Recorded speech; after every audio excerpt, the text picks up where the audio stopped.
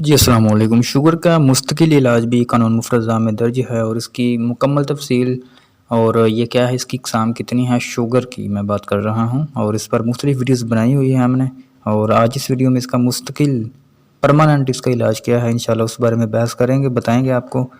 اور یہ تمام انفارمیشن نارمل اور عام سی کتابوں میں نہیں لے گی، بلکہ حضور صابر ملتانی رحمۃ اللہ علیہ جو کہ قانون مفرزہ کے بانی ہے، انہوں نے علم الامراض اور اس کا علاج پارٹ 2 میں یہ انفارمیشن درج کی ہے، اور اسی سے آپ کو یہ انفارمیشن دی جا رہی ہے۔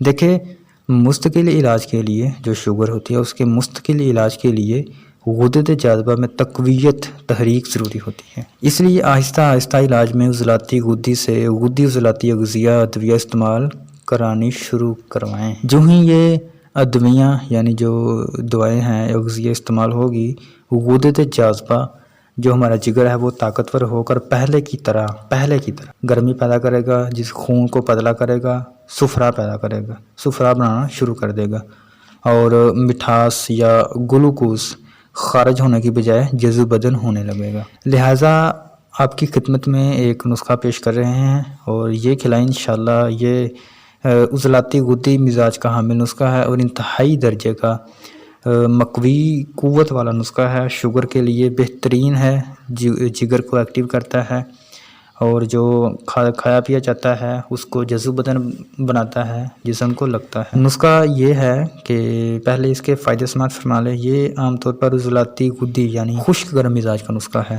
اس کو ٹھنڈے مزاج والے بھی کھا سکتے ہیں، خشک مزاج والے بھی کھا سکتے ہیں، لیکن گرم مزاج والے اس کو نہیں کھا سکتے۔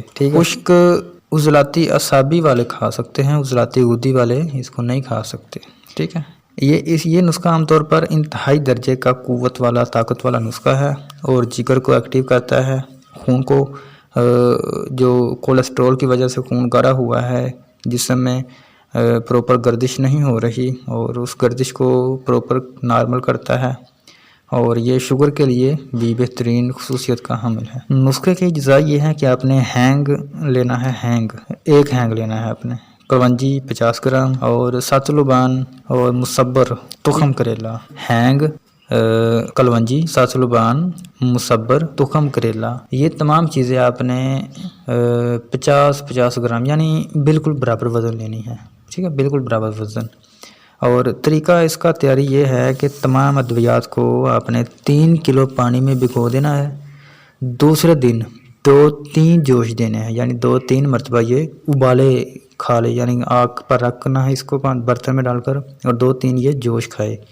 اس کے بعد اس کو کسی بریک کپڑے سے گزار کر محفوظ کر لیں، اور 45 گرام سے تقریباً 45 گرام آپ صبح شام پلائیں۔ ساتھ میں آپ غذا جو ہے وہ عضلاتی غدی یا غدی عضلاتی کھلائیں، تو انشاءاللہ مریض بہترین ہوتا جائے گا آہستہ آہستہ۔ 45 گرام کا مطلب یہ ہے کہ آپ اس کو آدھا گلاس یا آدھے سے کم گلاس پلا سکتے ہیں۔ اگر جو کلو ہے اس میں 1000 گرام ہوتے ہیں، تو آپ حساب لگا لیجیے گا کہ 45 گرام کتنا پانی ہوتا ہے۔